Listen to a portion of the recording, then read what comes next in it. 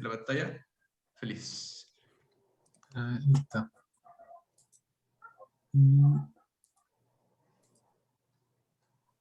Yes. Ahí está. Ya, perfecto. Entonces, como dice el título, y en base a la experiencia que hemos tenido en la investigación, nosotros estamos metidos en el área del marketing cuantitativo. Eso significa que nosotros como que lo que hacemos es que nos planteamos problemas de marketing y con herramientas de machine learning o de repente solamente estadística descriptiva o incluso regresiones simples, tratamos de resolver estos problemas. Así que dale la siguiente slide. Sí. ¿Se dejó compartir o se sigue viendo? Yo no veo No sé, que se ve todo gris. gris. Ya, esperen. No, es que me equivoqué de modo. Ahí está, voy. Presentación, ahí sí. Ahí se clica pantalla completa.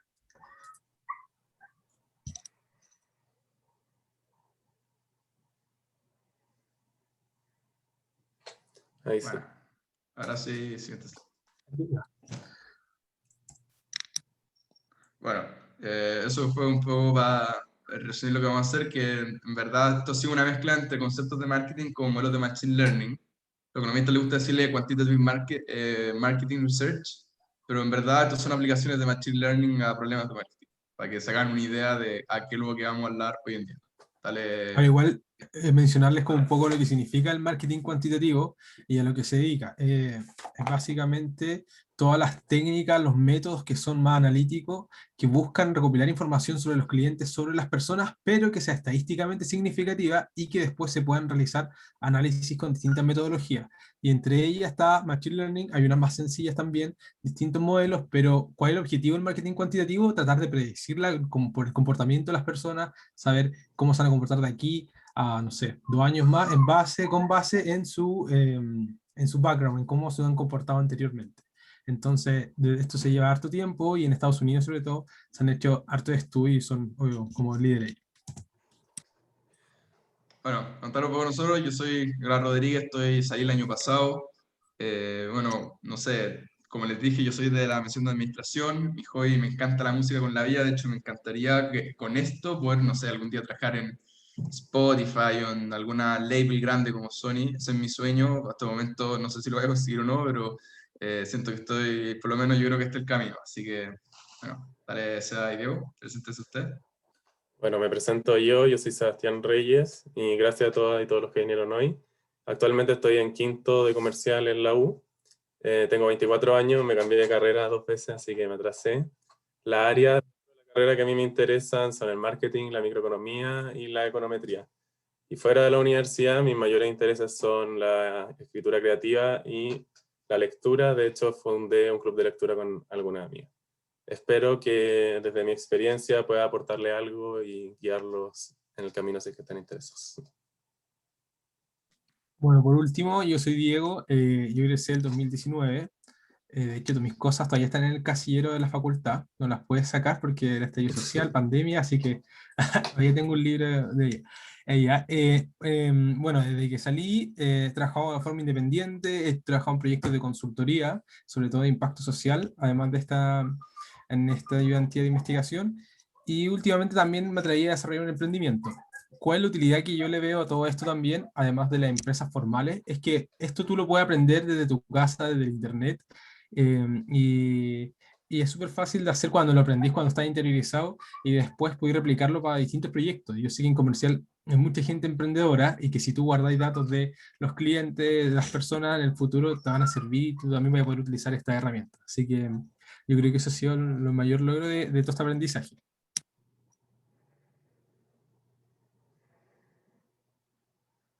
Ya, entonces, ustedes se preguntarán, ¿cómo llegamos a ser ayudante de investigación? ¿Fuimos acaso los más mateos de un curso, que el profesor lo llamó y lo eligió como con pinza para que fuese su ayudante? Y la verdad es que no. Fue muy random como cada uno llegó a la ayudantía de investigación, y quiero poner este ejemplo para que se hagan una idea de que en verdad solamente se requieren ganas para hacerlo.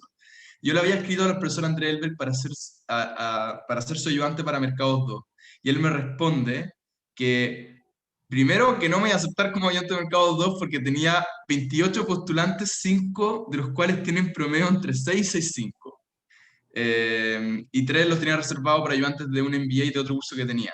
Y después me dijo después más abajo, sin embargo, en vista de tu interés en temas de marketing analytics y tu experiencia como ayudante de econometría, había sido ayudante de econometría con Jaime Casasus, quizás podría interesarte ayudarme con algunos proyectos que tengo en tema de analítica de clientes con empresas. Bueno, y el resto después de ese mail, el resto de historia, yo he sido ayudante de investigación con el profe desde agosto del 2020, y en verdad les muestro este mail a modo de ejemplo para que si ustedes quieren entrar al mundo de la investigación, que yo encuentro que es una muy buena oportunidad para practicar programación y relacionarse a manejar data, es una muy buena puerta. No sé si Seba y Diego quieren contar brevemente cómo ustedes llegaron a la ayuntamiento de investigación. Sí, mi historia es un poco diferente a la del Nico. Yo tomé Mercados 2 con el profe, con Andrés Elberg. Y cuando estaba viendo en Buscacursos con qué profe tomar, como que lo investigué a él, vi su currículum y me llamó mucho la atención que si tú lees su currículum dice como economía, economía, economía. Y aún así él era el profe de Mercados 2 y ya que a mí me gustaba tanto marketing y economía, como que eso me llamó la atención. Durante el curso con él, la verdad me gustó bastante como el contenido que se iba viendo y empecé a tomar interés. Y entonces, como a mitad del curso puede ser, le dije como si nos podíamos reunir porque en verdad quería saber como más de su historia y su trayectoria y cómo había llegado a donde estaba y cómo era esta mezcla que existía como entre la economía y el marketing. Ahí los dos nos reunimos por Zoom y me contó un poco más de su historia. Y él simplemente como al ver el interés que yo tenía, como que me ofreció que yo voy a ser su ayudante de investigación. Obviamente me pareció una muy buena oportunidad y acepté, además que justo en el verano me tocaba a mí hacer la práctica y eso también las ayudantías de investigaciones pueden ser convalidadas como práctica. Después de que en febrero terminé mi práctica, me ofreció como extender esto y hacerlo una pega part-time durante el semestre. Y durante este semestre he estado con clases y al mismo tiempo trabajando con él. Esa es mi historia. Mi caso es más, o sea, no tan random, pero yo trabajaba con el profe como ayudante coordinador de Mercados 2 el semestre pasado, entonces ahí como estaba metido en el tema, viendo el interés, me preguntó si quería trabajar y me pareció una oportunidad diferente y interesante porque en la universidad yo no hice este tipo de proyectos, entonces fue como ya voy a probar unos meses, así que ahí estoy desde octubre también trabajando y ahí después se sumó, estaba Nico y después se sumó Seba como practicante. Yo los conocí como practicante, ahora ya no. Ya, entonces, les contamos cómo llegamos y también un poco cuáles son las perspectivas también de repente en cómo nos vemos en el futuro o a a qué te sirve este background que estamos formando. Sí, bueno, nos gustaría motivarlo a que aprendieran ciertas herramientas como lo puede ser R, como lo puede ser Python, los lenguajes de programación, y la mejor forma de motivarlos, creemos, es mostrándoles un aviso de búsqueda de trabajo por parte de Rappi y por parte de Deloitte. En Rappi de analista de datos y en el caso de Deloitte como en el área de finanzas y en el análisis de riesgo. Entonces podemos ver aquí subrayado que dentro de los requisitos que ellos piden para la gente que postule es que además de que sepan Excel, por ejemplo, en Rappi, sepan SQL y tengan Python, también de algunas herramientas de visualización como son Power BI, Tableau y manejarse con Google Suite. Y en el caso del área financiera en Deloitte, piden saber al menos uno de estos lenguajes, ya sea R, Python, Modeler, SAS o SQL.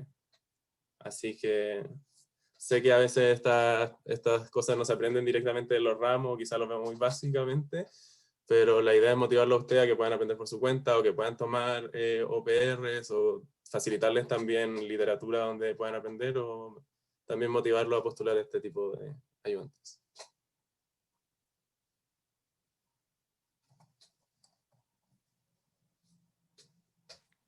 Bueno, estas son las herramientas, un cuadro resumen más o menos de cosas que hemos ido aprendiendo y también a desarrollar.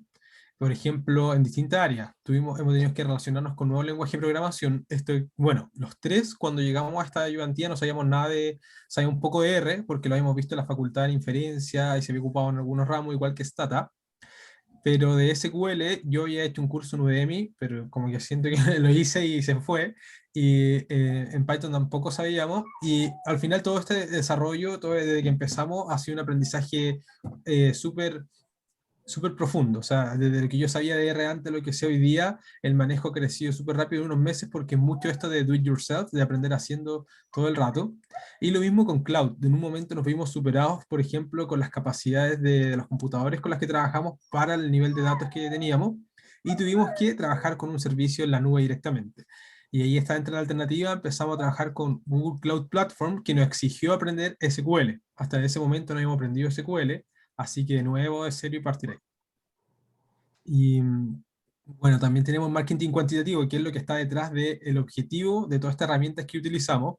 Y es, por ejemplo, para aprender a segmentar, para crear cohortes, cómo describir a los clientes y proyectar su conducta hacia el futuro. Eso es lo que les contaba al principio, que era el marketing cuantitativo y también cómo tuvimos que empaparnos de esto para poder trabajar. ¿Nico, ¿quieres comentar algo? O No, sea, sí, para complementar, también tuvimos que volver a repasar conceptos que vimos en econometría en inferencia y probabilidades, porque hay muchas regresiones, cuáles eran las salidas de las regresiones. Muchas veces, por ejemplo, no sé, tuvimos que ver valles, por ejemplo, porque tuvimos que hacer un modelo probabilístico de frecuencia de compra. ¿Se acuerdan que el modelo Poisson, el de tirar la moneda, vida-muerte, ¿se acuerdan de ese modelo? Bueno, lo tuvimos que volver a estudiar.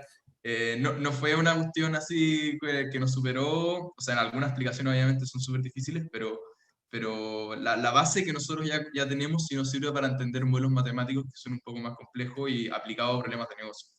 Después, los fundamentos de Machine Learning, tuvimos que entender, bueno, no sé si todos tuvieron Mercado 2. En Mercado 2 uno ve un poco el análisis de cada media, pero la regresión logística, que es cuando el Y va entre valores entre 0 y 1, los árboles de decisión, qué es un XGBoost, tienen nombres súper complejos, pero al final son todas partes de la misma familia, que son los árboles de decisión.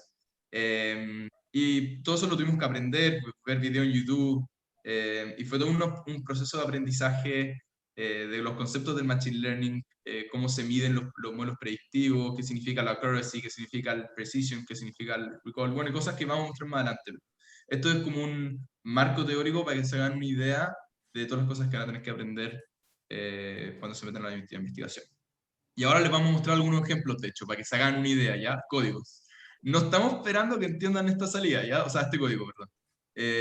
Porque claramente no lo van a entender. Pero simplemente les quiero contar que si ustedes se meten a esto, van a poder lograr entender lo que estaba haciendo acá. Esto fue un proyecto mío personal que estábamos tratando de predecir si un cliente compraba o no en una determinada fecha, ¿ya? Y esto es una red neuronal, de hecho. Las primeras líneas son las capas de las redes neuronales que estaba programando, y las líneas que están más abajo es un optimizador que, filo, no quiero aburrirlos con qué cosa está optimizando, pero era para hacer el proceso más eficiente. Las redes neuronales son muy complejas y se demoran, hasta incluso a mí, se demoró un día entero en correr esta base porque tenía 1 millón de datos. Y después más abajo, lo que estaba haciendo era que estaba comparando cómo mi modelo predecía bien la data de entrenamiento y cómo mi modelo predecía la data de testeo, que era la de validación, por ejemplo. Y bueno, yo sé que ahora, por ejemplo, se puede ver como que esto es chino.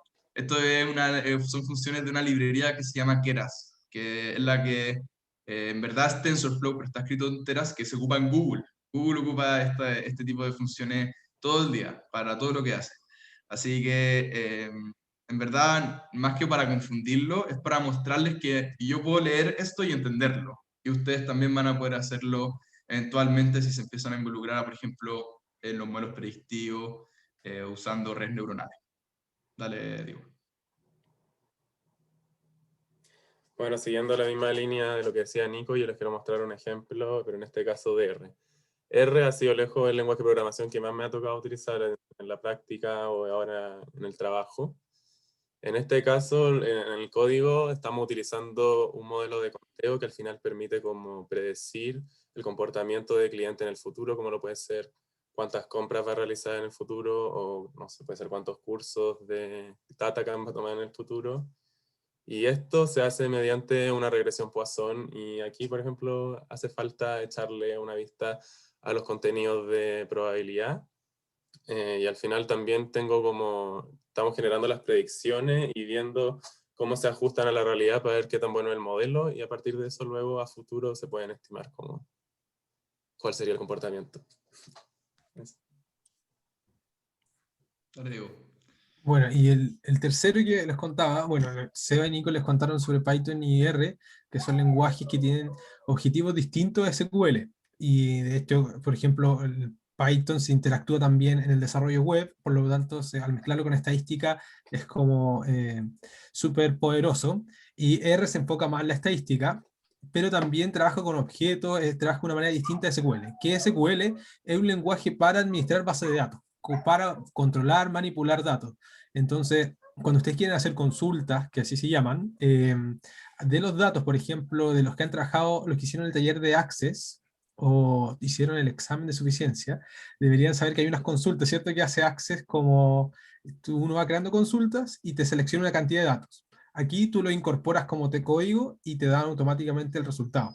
Entonces puedes calcular promedios, puedes también detectar qué clientes cumplen cierto nivel o qué datos cumplen cierto nivel, porque en realidad sirve para todo. Y esto se usa harto en los bancos, por ejemplo. Yo trabajé en el Santander, hice una pasantía de 9 meses cuando estaba en la U, y ahí se ocupaba harto SQL, porque como son clientes, de repente nosotros necesitamos extracto de qué clientes cumplen con este segmento, qué clientes están en otra cosa, y era muy útil porque las personas que lo hacían, yo no lo hacía en ese momento, yo les pedía el requerimiento y me enviaban los datos después en la base de datos con los miles de clientes. Así que yo creo que hay mucha industria e instancias donde se puede usar y es muy fácil, es muy intuitivo. De hecho, al principio era raro escribirlo porque era distinto a R, pero no es difícil de aprender. Bueno, aquí unos ejemplos de cosas que hacemos que son como resultado y herramientas que tuvimos que aprender a manejar, que son, por ejemplo, el árbol de decisión o el random forest. Dale, Nico. Nada, mira, en verdad esto es simplemente como para hacer un ejemplo de los fundamentos de Machine Learning que van a tener que aprender. Y ahora por lo menos les quiero enseñar algo que los va a ayudar a chamullar. Si alguien les pregunta qué es un random forest, van a poderlo por lo menos chamullar qué es, ¿ya? Random forest es un tipo de árbol de decisiones, como, estas son como familias, pero parten de un mismo concepto, pero son aplicaciones distintas, ¿vale? ¿Por qué se llama Random Forest? Se llama Random Forest porque lo que hace es que agarra primero una muestra aleatoria de la data y después para decidir cuáles son los splits del árbol, es decir, por ejemplo, primero voy a partir con, no sé, el tamaño de la fruta, por ejemplo, y después voy a partir con el peso de la fruta, y después voy a partir con el color de la fruta, eso lo hace random también, ¿ya? Y hace este mismo proceso muchísimas veces y después va a tener un árbol, otro árbol y otro árbol, y después lo que hace es que el class que más sale va a salir como el class ganador. En este caso, por ejemplo, acá sale que dos tiraron manzana y uno plátano, entonces ganó manzana. Y la gracia de esto es que lo que tienen que entender es que el apellido random nace de que la selección de la data es aleatoria y la selección de los nodos también es aleatoria, ¿ya? Obviamente lo acabo de explicar de una manera súper amplia para que se puedan hacer una idea, no confundirse tanto, tiene muchos otros conceptos detrás, pero básicamente tienen que meterse a estudiar qué es el árbol, qué es un random forest, y hay muchísima literatura, muchísimos videos, mis favoritos ver los videos de YouTube, otros que son geniales, hay mucha gente muy buena explicándolo. Y eso, en verdad, eso es como, se lo muestro un poco para decirles, para decir qué significa un random forest, más o menos se hagan una idea de lo que van a tener que estudiar más adelante. Dale, digo.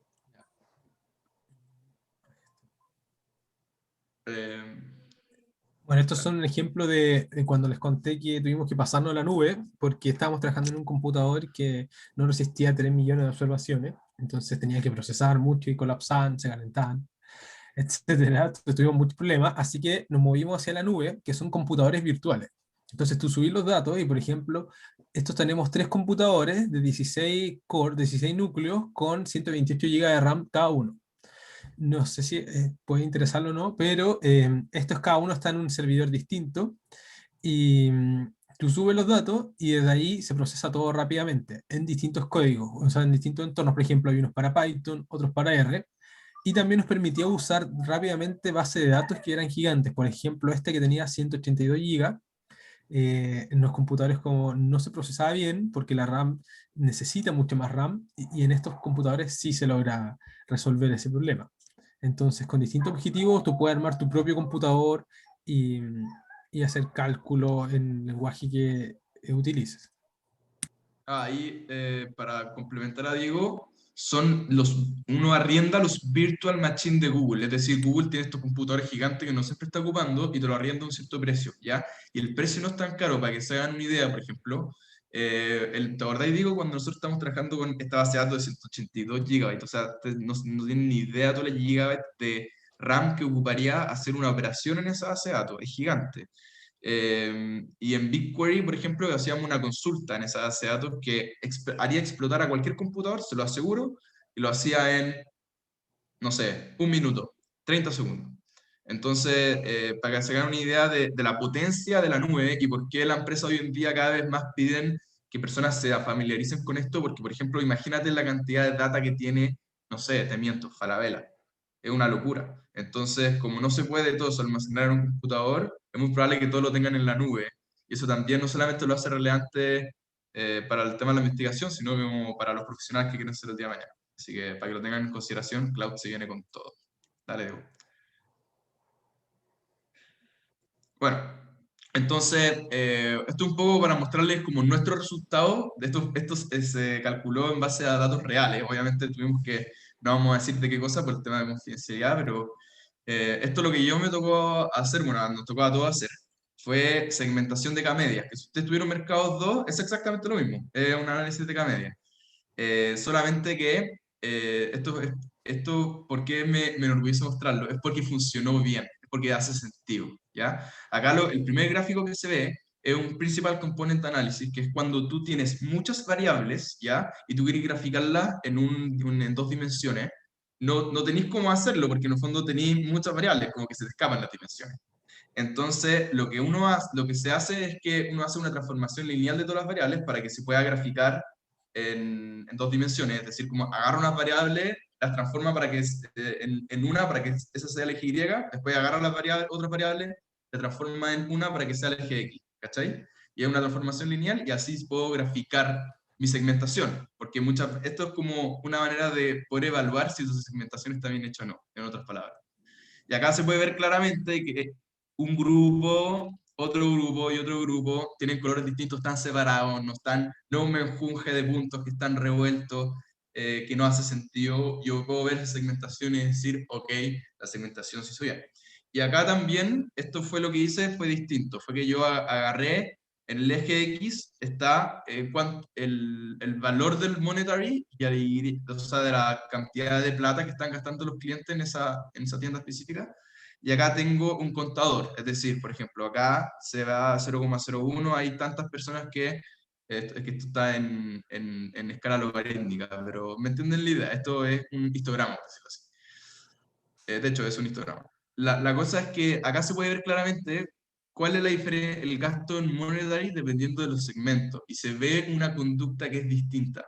O sea, el grupo 3 se parece un poco al grupo 2, sin embargo, el grupo 2 gasta un poco más. Y acá uno puede ver claramente que hay un tipo de conducta diferente en el gasto de los clientes en esa tienda dependiendo del segmento que uno pertenece. Entonces, como que eso fue lo que un orgullo, porque en el fondo como meterse a la data que estaba sucia, limpiarla y después correr un modelo de media y que el resultado sea que haga sentido, en verdad es como gratificante, como que es algo que pudimos mostrar y a un ejecutivo, de hecho lo hicimos, tuvimos que mostrarle, no sé no, esto no fue para RFM, ¿no, Diego?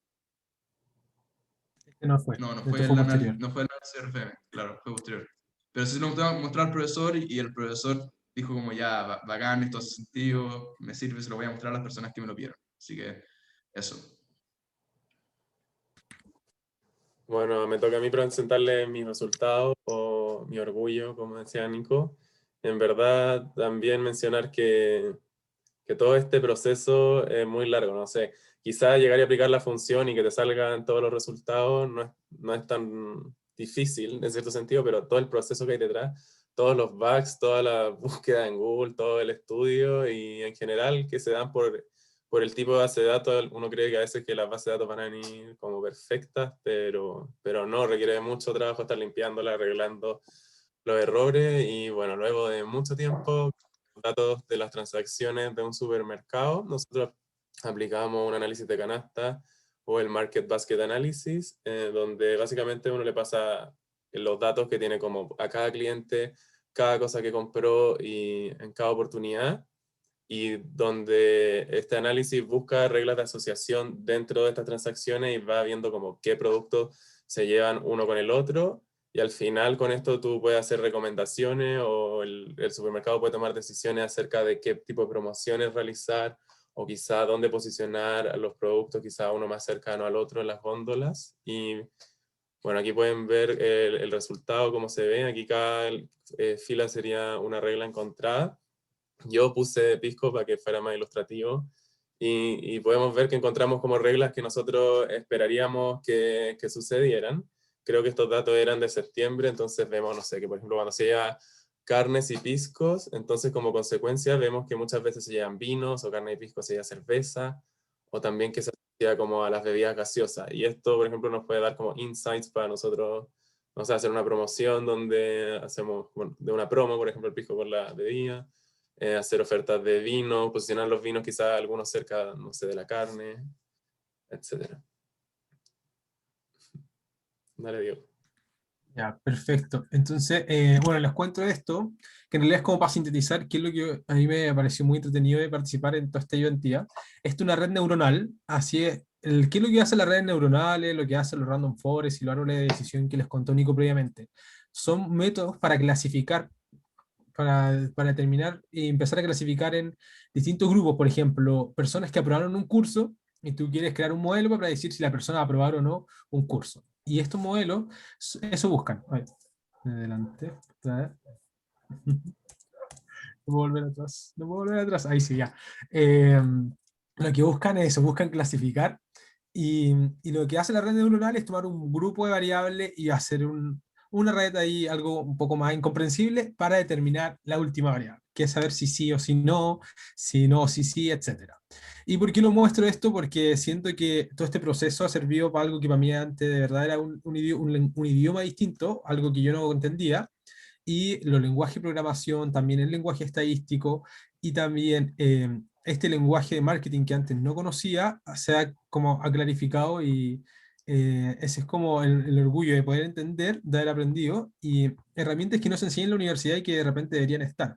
O sea, los lenguajes de programación, tú salís de la universidad, yo que salí en 2019 y busqué pega unos meses, pero al final rechacé una y de ahí no busqué más porque preferí seguir bien independiente. Te pedían estas cosas, entonces tú saliendo de la universidad llegan y te piden entender este tipo de procesos, de herramientas, y no necesariamente te la enseñaron en tu facultad. Entonces esa es la diferencia, por ejemplo, con los ingenieros civiles, que ellos sí tienen cursos de programación en su malla, y ahí los comerciales están un poco de desventaja porque te piden saber SQL para ser analista de negocio.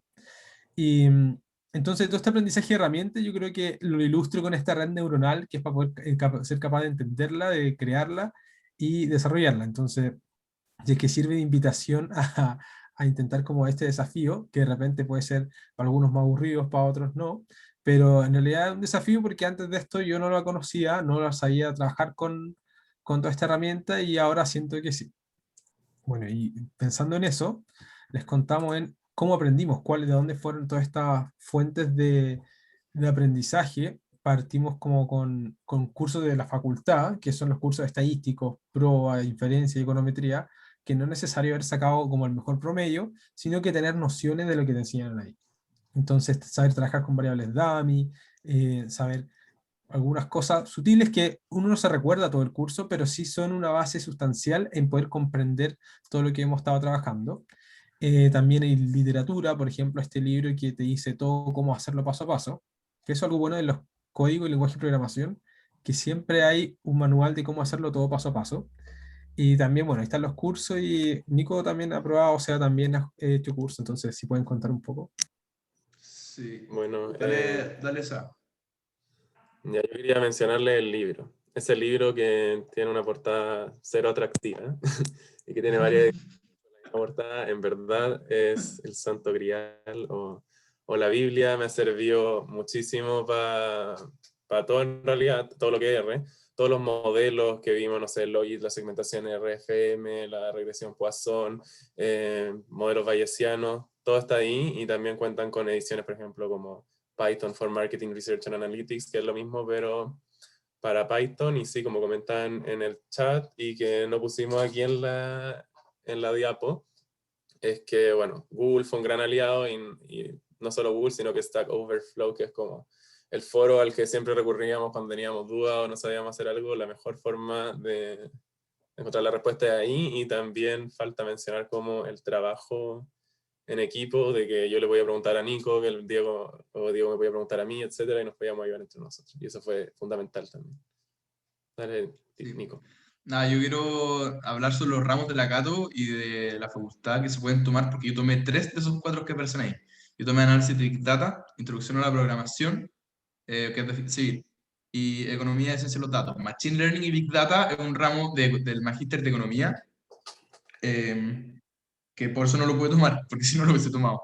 Después, análisis de Big Data, es un OPR 200, introducción a la programación, se cuenta como electivo para nosotros, porque es un ramo de la malla del plan común de civil. Economía de ciencia de los datos, no, mentira, análisis de Big Data es OPR 300, y economía de ciencia de los datos es un OPR 200. Son muy buenos ramos. De hecho, en análisis de Big Data te enseñan R, te enseñan, a mí yo aprendí Market Basket Analysis en Big Data, random, lo enseñan ahí. También te enseñan SQL. En introducción a la programación te enseñan Python. En economía de ciencia de los datos, Carlos Alvarado, me acuerdo que ha cambiado, pero me acuerdo que en mi semestre me trataban de enseñar Python. Y después Machine Learning y Big Data, uno ve redes neuronales y lo programan en R. Lo sé porque mis amigos que están en el ramo me pidieron ayuda, entonces como que sé más o menos lo que están viendo, y ven segmentación, ven árboles de decisión, ven redes neuronales y todo lo que está atrás. Así que si ustedes, por ejemplo, pueden, la investigación es una muy buena forma de investigar, pero otra forma puede ser meterse a esos cursos. Y bueno, también los certificados. Por ejemplo, yo tengo millones de certificados en DataCamp, enseñan de todo. La Católica tiene un convenio con Coursera que tiene muchos ramos de Machine Learning que podéis hacer, de verdad, un montón, lo que te puedes imaginar, y gratis, porque tienen como un convenio especial. Y creo que hasta este año, así que traten de meterse ahora. Y DataCamp también pagáis $15 al mes y podéis acceder a una infinidad de cursos que son súper buenos. Y bueno, hay mucho material gratuito en Google. Hay simplemente como poner lo que estáis buscando, buscar free course y te van a salir millones. Kaggle, por ejemplo, también es muy buena opción. Lo voy a poner en el chat por si la pronunciación no sé.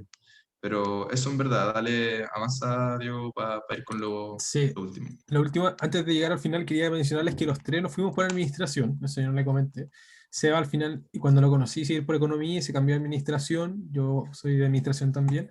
Y ahí hay un déficit que yo por lo menos percibía, no sé cómo serán 2 años después, pero por ejemplo la mención economía siempre tenía más relación con todo esto que era estadística, que era programación, y en general la administración no se vuelve a ver esos temas. O sea, en finanzas la mayor regresión que ve el KPM, o en Mercado 2 también se ve un poco ahora, pero no había más relación. Entonces fue una manera de sentir también de que pasar por la universidad te sirvió y que te entregó herramientas reales. O sea, pasó mucho, conversaba otra vez con compañeros de generación, que de repente sientes que pasas por los cursos, no aprendiste nada o no te sirvió para nada porque no lo volviste a utilizar en ninguna otra instancia.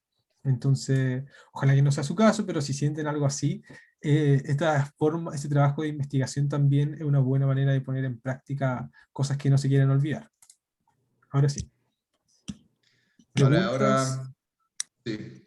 Denle confianza. Nosotros sabemos que esto es algo que la gente generalmente no se involucra, y me imagino que hay dudas, así que denle con confianza y tengan, o sea, sepan que nosotros partimos desde cero, ¿ya? Todo lo que hicimos, lo mostramos ahora, al momento no sabíamos nada. Así que feliz si tienen dudas para ir aclarándolas.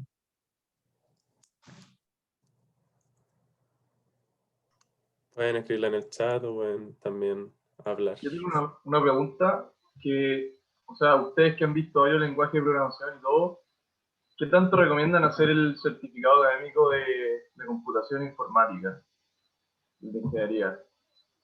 Certificado te refería al diplomado. Claro, o sea, no, al certificado Académico. académico, que son varios ramos, 5 ramos. Ah, ya, como sacar como esos 5 ramos, bueno, creo que Diego está haciendo no sé si Diego Correa sigue acá presente. perdón, el Diego Bustos, perdón. Diego Bustos. Yo lo estoy haciendo. Sí, Eh, cuéntanos un poco. Es muy bacán, es muy choro. Eso sí, es difícil, no es algo fácil porque cada uno de esos ramos es demandante, igual que análisis, o 3 veces peor, o 4 de repente. Entonces, en eso es bien complejo organizar los tiempos, pero ya muchas herramientas. O sea, ahora veo código y no sé, lo entiendo, y eso sí, no sé si está muy enfocado en temas de ciencia de datos, está más enfocado como en darte como contexto más grande. Veis bases de datos, veis ingeniería de software, que es como proyecto web, y también ahí podéis escoger, pero no andáis mucho no sé, hacer machine learning, ciencia de datos, minería de datos. Para eso creo que no hay opciones de certificado. Perfecto. Gracias. Gracias, Diego. Ahí, un poco para complementar lo que acaba de decir Diego, es que como si depende de lo que querías hacer, si tú querías como meterte al data engineering, como que ahí hace más sentido ser certificado que hace Diego, bueno, también si quería aprender a programar simplemente. Es genial, Diego va a tener una base de programación espectacular para poder meterse a lo que sea y entenderlo más fácil. Pero si tú me preguntas a mí si te gusta lo del data science más que el data engineering y más como la parte como dura los datos, quizás sea una mejor idea sacar certificados por tu propia cuenta, de repente tener proyectos personales. Pues hay de todo, yo en investigación es una manera, tener certificado es otra, hacer un curso en data es otra, tener un proyecto personal, no sé, me voy a meter a ver la data del COVID-19, voy a hacer una visualización que pueda estar como abierta para cualquier persona sobre alguna pregunta que nadie se ha hecho antes del COVID, te miento. Como, yo creo que esas son también maneras de que uno puede como practicar y ir agarrando expertise. Creo que alguien haya levantado la mano. Camila. Sí, yo. Dale, Camila. Quería saber como cuál de todas las como herramientas ustedes recomendarían para empezar, como desde lo básico, como una persona que en verdad sabe el R que nos han enseñado como en la facultad y nada más, como por dónde empezar. Como que siento que hay tanto que como que a veces como me colapso. Claro. Tenemos opinión dividida acá entre los... Ya, Sí. acá. Nico defiende fuertemente a Python. ¿Y puede explicar Sí. por Bueno, no, parten ustedes que hablan mucho, así que dale tú, o sea, cada uno tiene una experiencia distinta, así que quizás eso te pueda ayudar, Camila, a entender un poco, porque yo ocupo Python, Diego tiene más experiencia en SQL y Seba tiene más experiencia en Stata y R, entonces tenemos un mejunje de cosas. Dale, Seba. Sí, la verdad, yo me siento cómodo con R y por lo que he visto en LinkedIn y todo, eh, con R basta en el sentido si quieres dedicarte como al análisis de datos, como del área que nosotros nos dedicamos los ingenieros comerciales, y para el marketing cuantitativo, como que R está muy recomendado. Ahora cuando ya necesitáis hacer como análisis más complejo de mi punto de vista y como más exhaustivo y si quería hacer cosas más bacanes, yo creo que Python es la opción, pero en mi caso yo recomendaría como aprender R sí o sí, como así, que te va a servir, sea cual sea el trabajo. Eso. Yo estoy muy de acuerdo con Seba. Yo creo que lo primero que debería aprender es R, tratar de interactuar y manejarte bien con el lenguaje de programación, porque al final es como un idioma. Cuando tú aprendes un idioma, caché que la gramática puede ser distinta, cómo se escribe, entonces después se te vuelve más intuitivo aprender uno más profundo, y en ese sentido Python, como interactúa también con otro tipo de plataformas, con otro tipo de herramientas también, que pueden ser el desarrollo web. Por ejemplo, yo que estoy desarrollando un emprendimiento, mi compañera que es la developer, trabaja con Python, entonces en algún momento todo esto se puede conectar. Pero el primer paso es R, que tú lo puedes trabajar en tu computador, y Python después sí o sí si quieres trabajar en la nube, porque en la nube es mucho mejor Python, por la forma de integración. Pero yo te recomendaría partir con R, y algo de SQL también te puede servir. Mira, para complementar lo que acaban de decir, no existe un lenguaje, o sea, yo creo que R, si tú dices como no tenéis cero experiencia de programación y queréis como empezar a meterte, le tenéis miedo, un poco de miedo quizás como a los lenguajes, pues igual da miedo, si de repente lo miráis por primera vez y no entendís nada. O sea, yo casi me muero cuando tuve que aprender redes neuronales porque no entendía nada. Entonces, en ese sentido yo creo que R podría ser una mejor opción como para empezar a familiarizarse, y en especial porque tenía el background de estadística, quizás va a ser un poco más familiar. Pero yo, a diferencia de Seba y Diego, yo soy muy partidario de Python, por la siguiente razón. Todo el mundo ocupa más Python que R. En el mundo académico se ocupa más R, porque R nace de los estadísticos, los matemáticos, ahora los economistas lo empiezan a ocupar más. Pero Python nace como desde el área de IT, los ingenieros civiles, los desarrolladores web. Entonces, como que, por ejemplo, yo, para mí, por ocupar Python me sale mucho más fácil poder hacer lo que hago, integrarlo en una página web, en una aplicación, que si lo estuviese haciendo en R. Entonces, en ese sentido, yo creo que la pregunta que te debería hacer es, ¿qué quiero hacer? Si me quiero meter a la ayudantía de investigación o quiero en verdad meterme al quantitative marketing research, yo creo que R también podría ser como el lenguaje como más útil, porque igual yo creo que todos eventualmente van a tener que enfrentarse a algo de R y algo de Python, ¿cachai? O sea, yo creo que no te vayas a poder escapar de eso. Yo creo que no existe, porque tú, Seba, igual tuvo que meterse a aprender Python conmigo cuando tuvimos un problema y pasamos un mes entero tratando de verlo cómo resolverlo en Python. Igual tuvo que hacerlo. Yo decidí quedarme con Python porque a mi preferencia personal, yo también tomé intro la Programa, tuve 6 meses del ramo. O sea, de hecho, recomendación para todas las personas que presenten, tomen ese ramo sí o sí, porque es buenísimo, es buenísimo. De verdad te deja una base muy buena para después tomar cualquier cosa Python y es entretenido. Para mí, el mejor ramo que tomé en la universidad, pero con creces. Y bueno, si tomaste intro la Programa, quizá te conviene meterte a Python, ¿cachai? Entonces, como que todo depende. No sé si me explico la idea. No, no creo que exista una respuesta correcta. Eso. Valentina, Gracias. Valentina tiene otra pregunta.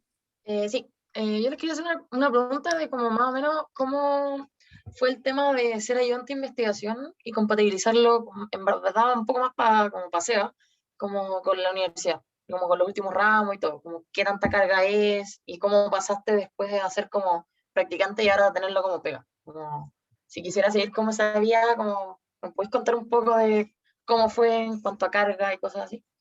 Sí, claro, te cuento. Bueno, este semestre yo estoy con 4 ramos y con la ayudantía. Bueno, en enero y febrero era full time la ayudantía y luego cuando el profe me ofreció cómo seguir, bueno, yo al principio fui como, tomé todo mi ramo en la mañana para que me coincidiera y pudiera en la tarde estar libre.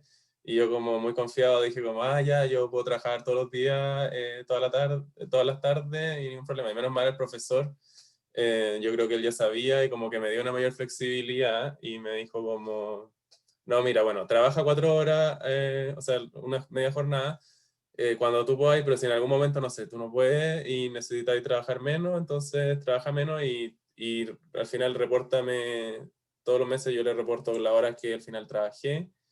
Y sí requirió como tratar de organizarme, porque después ahí me di cuenta que en verdad habría sido bastante difícil como estar toda la jornada todos los días, pero en verdad, no sé, ir a clases, que no se te queden atrasadas las clases, porque si no fue un problema. Y no, y así me resultó bien. Bueno, hay momentos en que estaba bastante estresado porque tenía que hacer las dos, pero sí o sí ha valido la pena por todo el aprendizaje que tuve.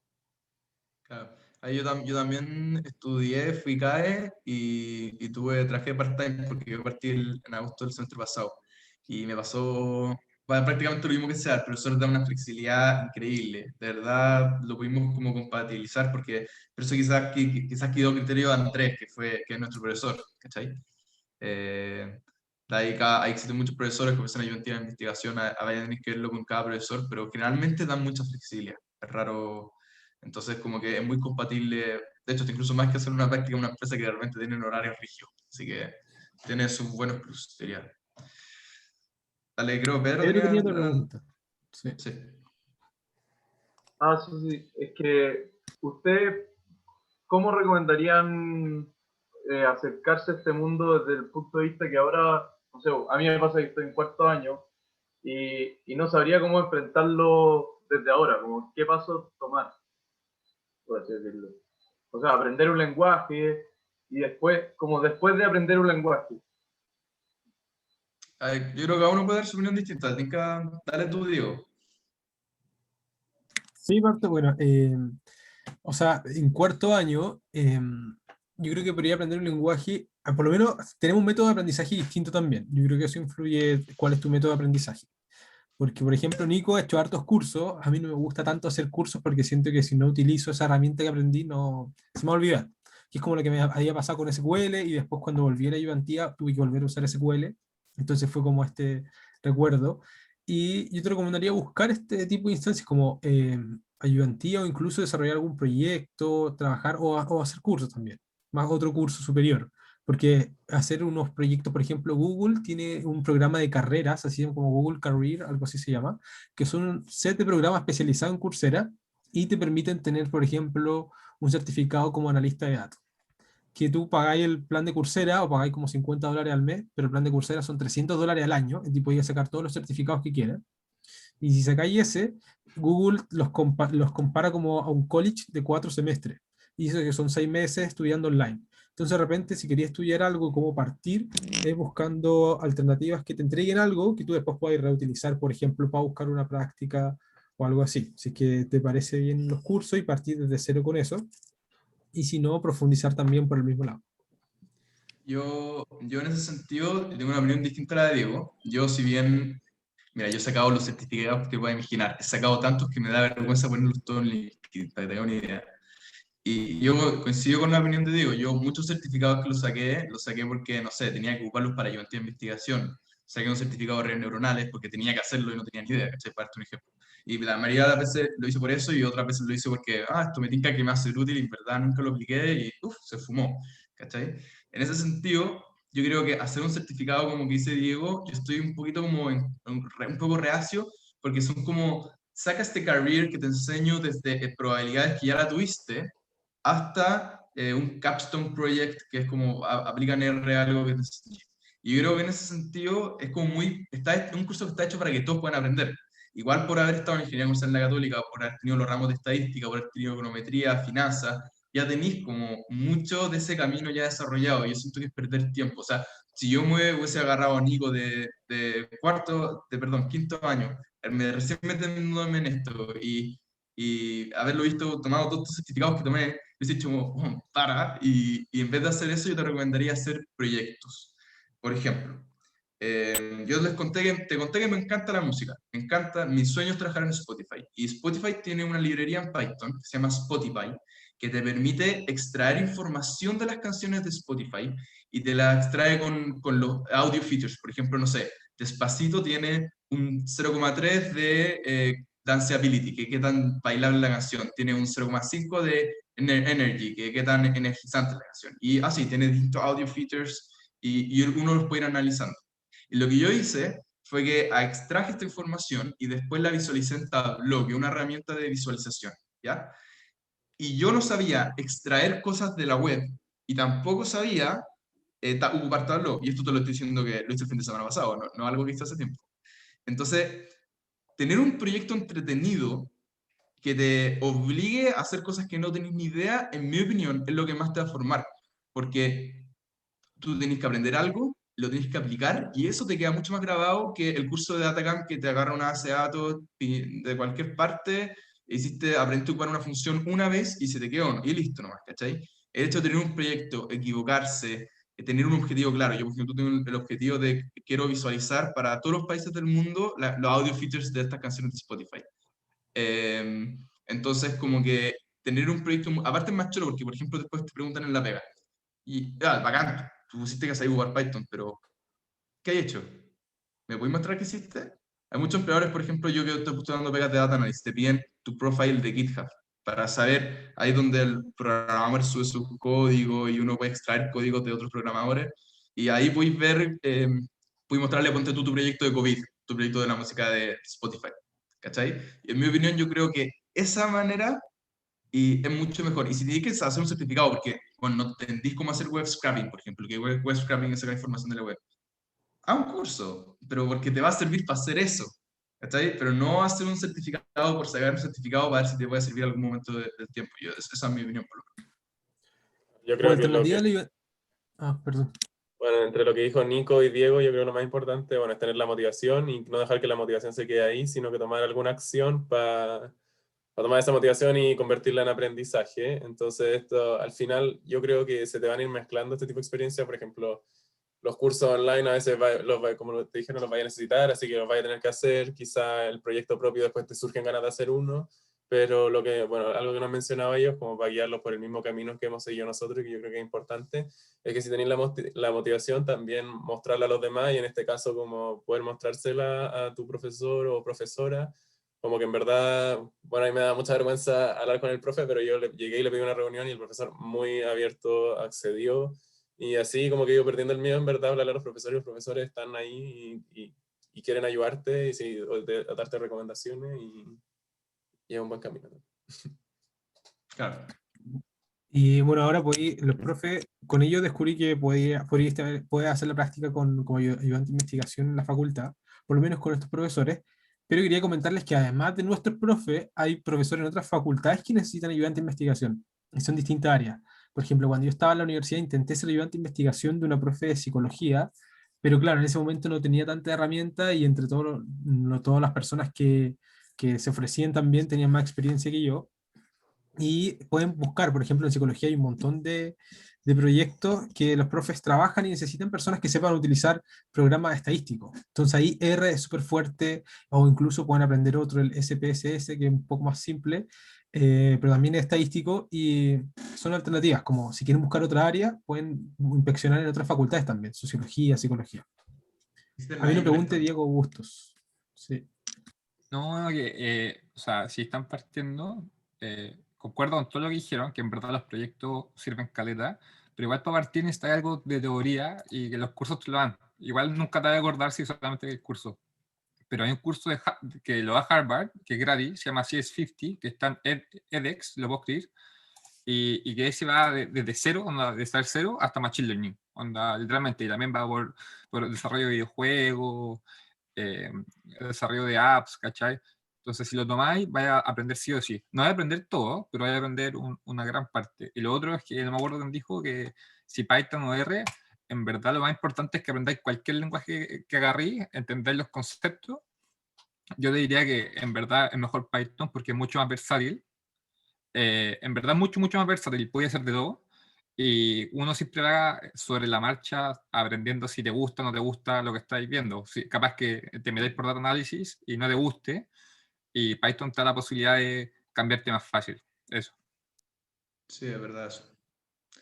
Y bueno, si tienen dudas del certificado que hayan visto y quieren preguntar, pregunten, porque yo he hecho demasiado. O sea, te juro que les podría dar una buena opinión de data o de otra cosa.